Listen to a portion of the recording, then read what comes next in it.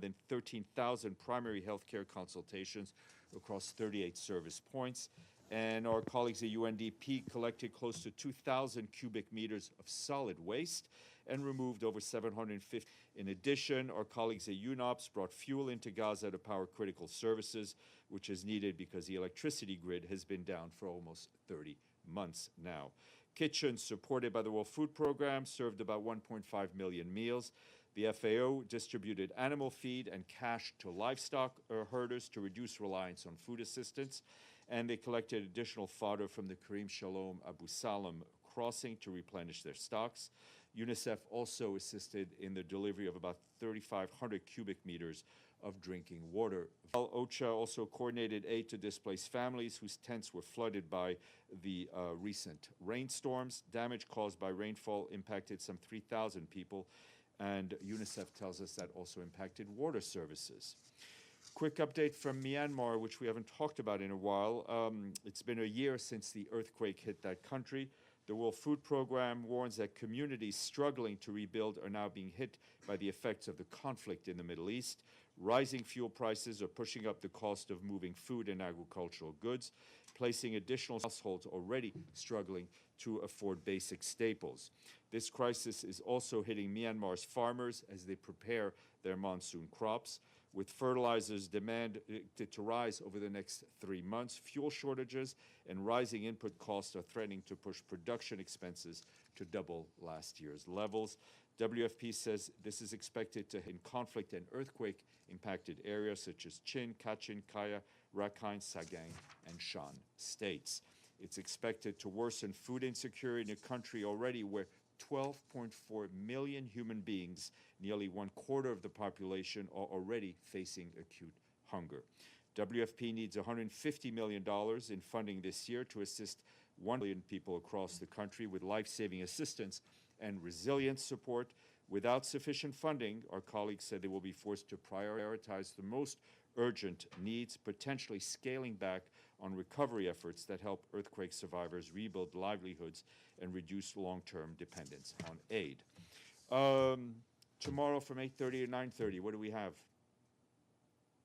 Earth Hour, New York time. And this year, Earth Hour marks its 20th anniversary.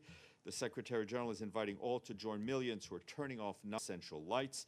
In a message that we will issue tomorrow, he will note Earth Hour began as a simple gesture. It is now a global signal, people everywhere. But it should be more than a shot in the dark. He's for change, a demand for faster emission cuts, a rapid and just transition from fossil fuels to renewables, and real support for communities already facing the worst impact. Edith. Thank you, Steph. First, a follow-up on the announcement of the Secretary General's appointment of this task force to propose some kind of a mechanism. Does he envision something similar to what was established during the Black Sea Grain Initiative, where ships would be registered and there would be some kind of inspections? And secondly, when you say that the task force will operate, quote, in close connection with member states, can we assume that that would include Iran, Israel, and the United States, the three key players? All right. Well, first of all, what the Secretary General is announcing today is this task force. The operationalization is going to move forward.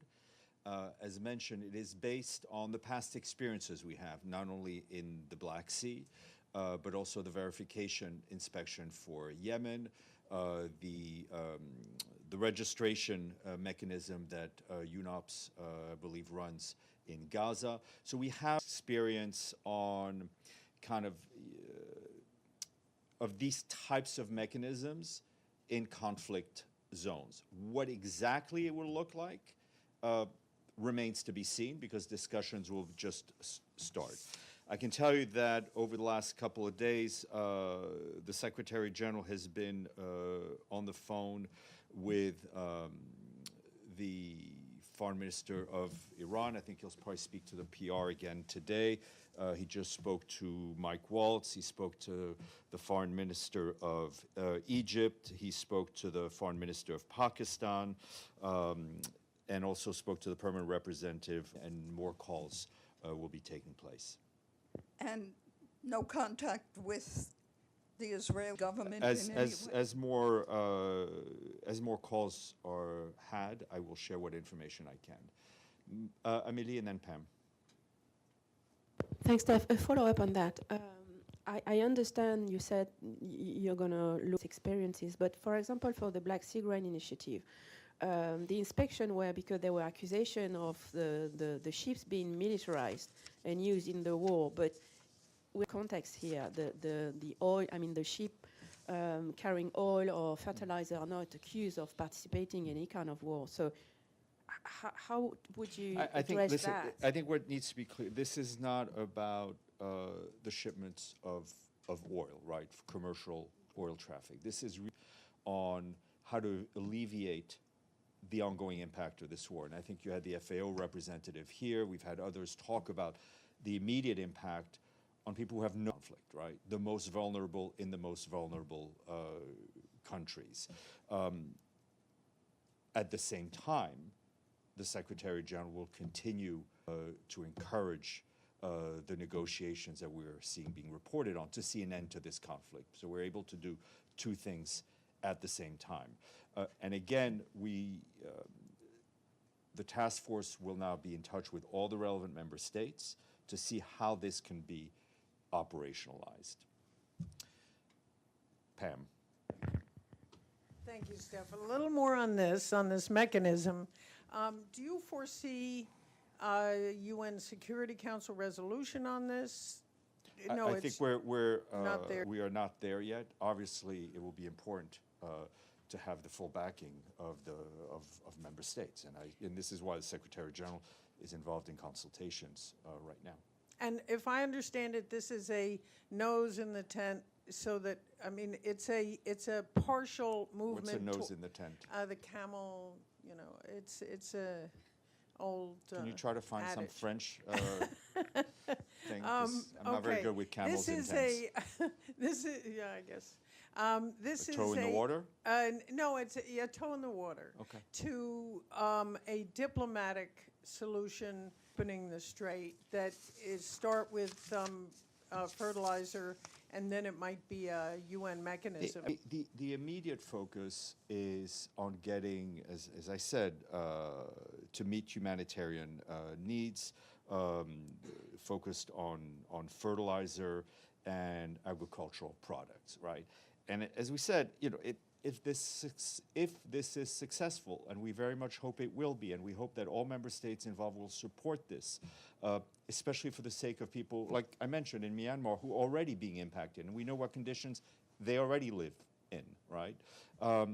That this could also be a confidence building measure and can help the overall settlement of this conflict. And the final one on this is just, is there any country, like there was Turkey for an operational thing that would be I think from the region?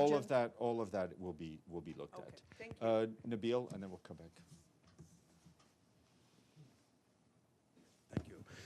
So how important is it for Iran to be engaged and on board for this initiative to be I mean, if you successful? look at your geography, I would say pretty critical. And so I think you mean by calls with the Iranian foreign minister and the PR here that this was coordinated between the Secretary General and Iran. Was this coordinated? This is initiative of the Secretary General, and within the remit of the good offices of a Secretary General. And as part of that initiative, he's of course consulting with relevant member states. And maybe last question, what is Hormuz Strait for the UN from a legal point of view? Is it an Iranian territory? From a international? legal point of view, it is international waters, and we need to see freedom of navigation in the Strait of Hormuz. So I'm just a bit fuzzy on, so is this, the mechanism is already in place, like the idea of the mechanism is figured out, or is it an initiative and then No, we they're need- trying to figure out how to make it operational? We need to, we will work with relevant member states within international law on how to operationalize this. And who can basically secure the safe passages of I mean, ships and this- all? Because, you know, there are some initiatives in the Security Council understand. that, Yeah. that I mean, have to this do is with really this. focused on the humanitarian end, and we hope that agree that we need to mitigate on the most vulnerable throughout the world. I mean, I think as the SG said to you Wednesday about the planting season, you know, it's fertilizer. If we can't plant in the next few months, it'll have a ripple effect on hunger down the line. And is the SG hoping, you know, some country would step up and take, you know, sort of maybe the lead, like, just like the example of Turkey with the Black Sea I Initiative, think or all like more of like a, there'll be a lot of discussions going on. Pam. Thank you, Steph. There are reports that a nuclear facility in Iran was attacked this morning, a heavy water reactor. Sorry, say again. A heavy water reactor was struck by strikes this morning. So is the SG concerned that the strike may create radiation risk to Iran and to the whole Well, I region? think everyone should be concerned of strikes near or at any nuclear facilities. Yes, Edie. Another follow-up, is there for this task force to come up with recommendations? Well, I mean, they've already done, I mean, there's already some work done, but that's internally. The critical bit now is going to be work with those member states involved. And on the briefings to the Security Council this morning, is there any chance of getting any details on what the briefer said? We will try, but I think, yes, we will try to see what we can get you. Okay, any more questions? Yes, go ahead. Oh, just to confirm, so is it correct to understand that crude oil is not currently within the scope of this mandate? That is very correct to say. Okay. Enjoy your Friday.